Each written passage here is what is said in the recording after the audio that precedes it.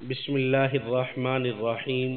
یہ ایک صاحب نے سوال کیا ہے، کیا عورت قربانی کا جانور یا کسی کی دوسری غرض سے جانور ذبح کر سکتی ہے یا نہیں؟ عورت کے ذبیحہ کا شرعاً کیا حکم ہے؟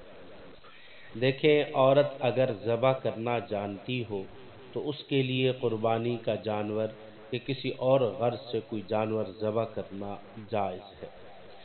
ذبیحہ کے حلال ہونے کے لیے یہ ضروری نہیں ہے کہ ذبح کرنے والا مرد ہی ہو، بلکہ عورت کا ذبیحہ بھی حلال ہے۔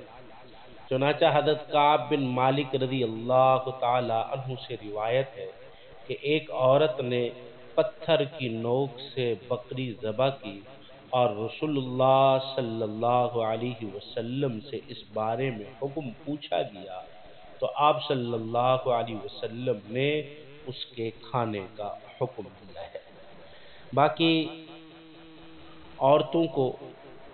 عورتیں چونکہ اس کام کو کم جانتی ہیں اور دل کمزور ہونے کی وجہ سے ہاتھ نہ چلنے کا احتمال ہے، اس لیے بلا ضرورت ذبح کا کام عورتوں کے سپرد کرنا مناسب نہیں ہے۔